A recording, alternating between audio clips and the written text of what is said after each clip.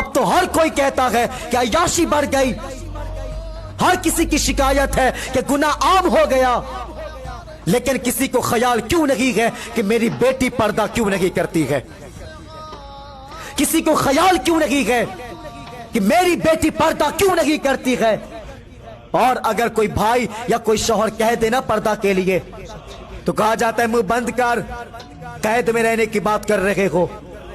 یہ کہہ کے ڈانٹ دیا جاتا ہے، یہ کہہ کے ڈانٹ دیا جاتا ہے کہ منہ بند کر۔ میں تمہیں خدا کی قسم کھا کے کہتا ہوں، اگر کوئی بھائی پردہ کے لیے کہا ہے تو وہ تیری عزت پہ انگلی نہیں اٹھایا ہے۔ اگر کوئی شوہر پردہ کے لیے کہا ہے تو وہ تم پہ شک نہیں کرتا ہے۔ اگر شک کی بنیاد پہ پردے کا حکم ہوتا تو ایک بیٹی لا کر کے دکھا دے جو فاطمہ زہرا جیسی بیٹی ہو، ایک ایسی بیوی لا کر کے دکھا دے جو سیدہ عائشہ صدیقہ جیسی بیوی ہو، ایک ایسا شوہر لا کر کے دکھا دے جو میرے نبی جیسا ہو۔ اللہ اکبر۔ میرے نبی نے اپنی شہزادی خاتون جنت اپنی بیٹی فاطمہ سے کہا ہے، میری بیٹی فاطمہ مجھے بتا تو سکی میرے جانے کے بعد تم پردہ کیسا کرو گی؟ اللہ اکبر۔ خاتون جنت رو کر کے کہتی ہے، بابا آپ کے جانے کے بعد تو جینے کا تصور نہیں ہے، جینے کا خیال نہیں ہے، لیکن پھر بھی بابا اس سے زیادہ پردہ کر کے دکھاؤں گے۔ اللہ اکبر۔ پھر میرے نبی نے اپنی شریک حیات، اپنی چہیتی بیوی، اپنی لاڈلی بیوی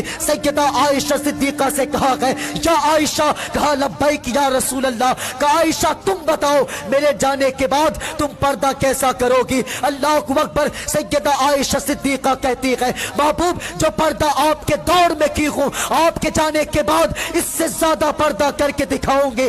تاریخ گواہ ہے کہ جب حضور کا وصال ہوا ہے تو سیدہ عائشہ صدیقہ نے پردے کا مثال قائم کی ہے جو آج تک وہ مثال نہیں ملتی ہے۔ تاریخ گواہ ہے کہ سیدہ عائشہ صدیقہ نے حضور کے جانے کے بعد کبھی دھوپ میں نہیں نکلی ہے۔ لوگوں نے کہا ہے عائشہ دھوپ میں کیوں نہیں نکلتی ہو؟ تو کہا کہ میں پردہ کرتی ہوں۔ کا حکم بدل گیا ہے، یہ کون سا پردہ ہے؟